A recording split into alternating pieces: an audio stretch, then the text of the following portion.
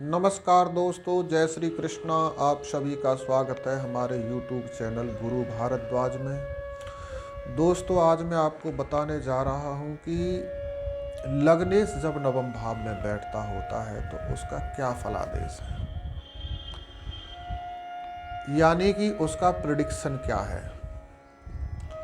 तो यदि आप एस्ट्रोलॉजी के लर्नर हैं, एस्ट्रोलॉजी में आपका फेथ है, तो ये वीडियो आपके लिए बहुत इम्पोर्टेंट है। इस वीडियो के अंत तक ज़रूर बने रहिएगा। दोस्तों, यदि हम ये समझना चाहते हैं कि लग्नेश नवम भाव में बैठकर क्या फल देता है, तो सर्वप्रथम हमको ये समझना होगा कि लग्नेश कहते किसको हैं, लगन किसको कहते हैं और नवम भाव किसको कहते हैं। ज्योतिष में इनके साथ में किन चीज़ों का विचार किया जाता है।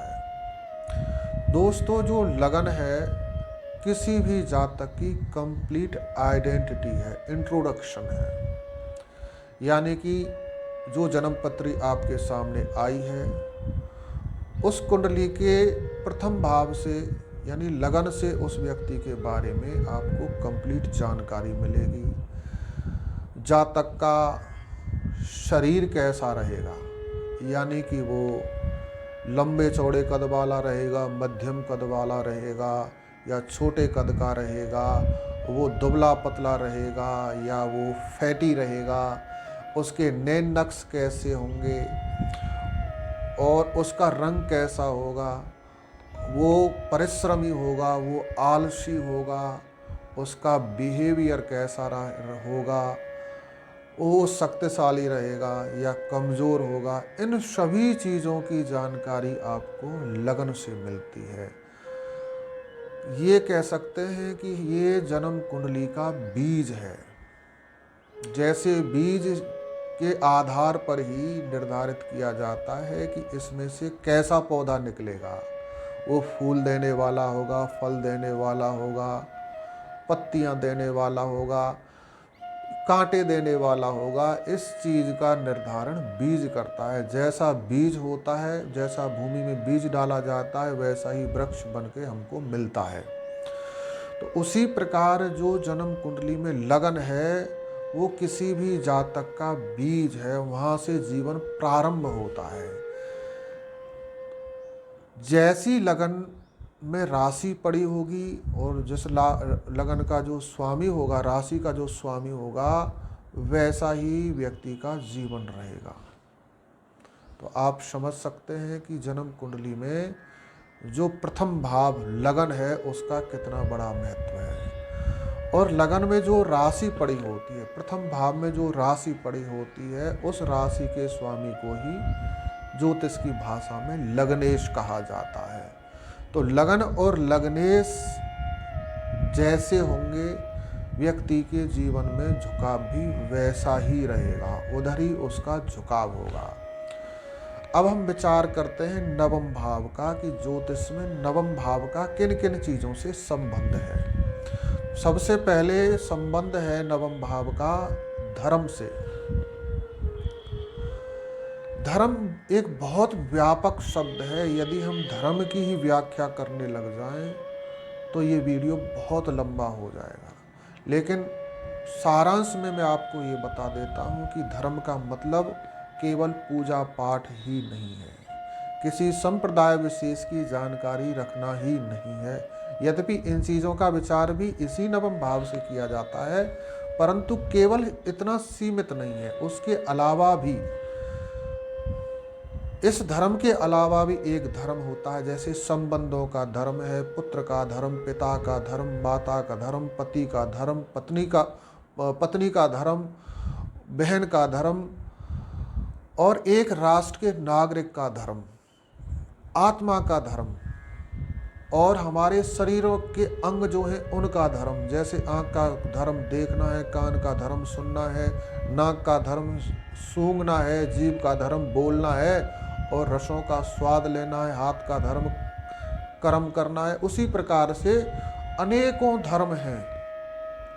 एक गीता जी में श्लोक आता है, सर्वधर्मान परित्यज्य मामेकम शरणं व्रज अहम त्वाम सर्व पापेभ्यो मोक्षयिष्यामि मा शुचि। अर्थात इस श्लोक में भगवान कृष्ण अर्जुन से कह रहे हैं कि हे अर्जुन, तुम सभी धर्मों का परित्याग करके मेरी शरण में आ जाओ, मैं तुम्हें सभी पापों से मुक्त कर दूंगा, मुक्त करके मोक्ष प्रदान करा दूंगा।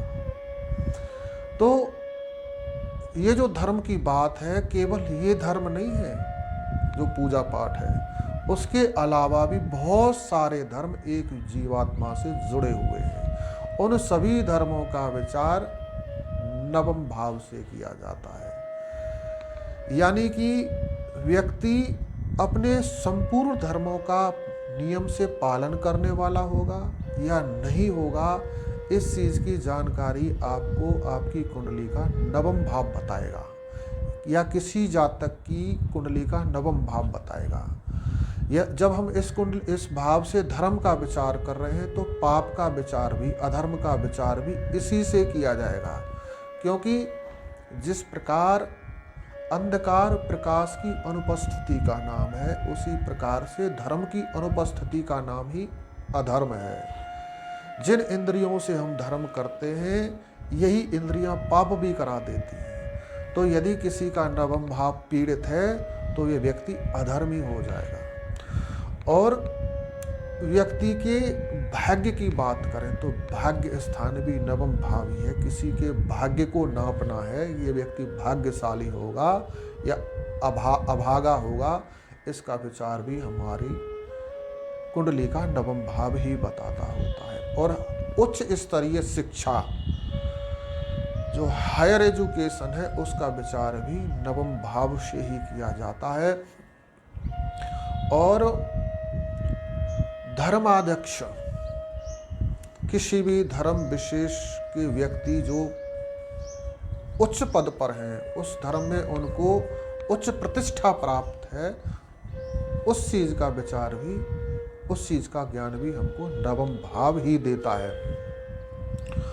और धर्म की जानकारी रखना, किसी भी धर्म की जो विशेष जानकारी है, उसको सबसे ज़्यादा जो जानकारी है समाज में, जिसके कारण उसको प्रतिष्ठा है, वो भी नवम भाव ही देता है। और जो पांडित्य कर्म है, अर्थात पूजा पाठ कर्म कांड, इस चीज़ की जानकारी भी हमको नवम भाव से मिलती है, यानी ये नवम भाव ही देता है। और ज्योतिष की जानकारी, इसका संबंध भी नवम भाव से बहुत है। नवम भाव में गुरु बैठे हों, बुध बैठे हों, तो या इन पर दृष्टि हो, इस भाव पर दृष्टि हो, तो कहीं ना कहीं व्यक्ति अपने भविष्य में ज्योतिष के साथ जुड़ जाता है। वो ज्योतिष को बहुत सहजता में सीख लेता है। तो नवम भाव का ज्योतिष के साथ भी बहुत गहरा संबंध है। और धर्मारूढ़ता, धर्मारूढ़ता से मतलब धर्म का पक्का होना किसी व्यक्ति का। धर्म से तात्पर्य है कि जैसे एक गऊ, उसका धर्म है वो घास खाती है, घास खाकर अपना जीवन यापन करती है। अब यदि उसको घास ना मिले और घास की जगह पर कोई अभक्ष्य चीज हो, उसके सामने डाल दी जाए, मांस ही डाल दिया जाए उसके सामने, तो इतनी दृढ़ निश्चय है कि वो उसको सूंघेगी तक नहीं, खाएगी तो ये सोच ही नहीं सकते, अपने प्राण त्याग देगी, मर जाएगी। और एक सिंह है, उसका जो जीवन है, उसका धर्म मांस भक्षण करके अपना जीवन यापन करना, अपने शरीर का संचालन करना है। तो जो सिंह है, उसको मांस नहीं मिलेगा तो वो घास नहीं खाएगा, चाहे उसका शरीर ही समाप्त हो जाए, वो मर जाए, लेकिन वो घास नहीं खाएगा। तो इसको जो प्रकृति ने जो निर्धारित किया हुआ है, उसका जो धर्म बनाया, जन्मजात जो धर्म है, उस पर जो दृढ़ता से नियम का पालन करता है, वो नवम भाव बताता है। जिस नवम भाव से उसका विचार किया जाता है। जिसका नवम भाव मजबूत होगा, वो अपने सिद्धांतों पर, अपने धर्म पर मजबूत होगा, धर्मारूढ़ रहेगा वो व्यक्ति। इन सभी चीज़ों की जानकारी हमको नवम भाव देता है। अब यदि लग्नेश नवम भाव में बैठ जाता है तो उसका क्या फल होगा? लग्नेश और लगन ही मैंने आपको पहले बताया कि जीवन का निर्धारण करते हैं, वो जीवन का बीज है, उसमें से वृक्ष निकलता है। तो ये जिस स्थान पर बैठेंगे उस स्थान से संबंधित व्यक्ति को सुख देंगे, उस चीज से व्यक्ति को जोड़ देंगे। तो नवम भाव में जब लग्नेश बैठेगा तो ऐसे व्यक्ति का झुकाव पूरा की पूरा नवम भाव से संबंधित जो सुख हैं उनके साथ जुड़ जाएगा।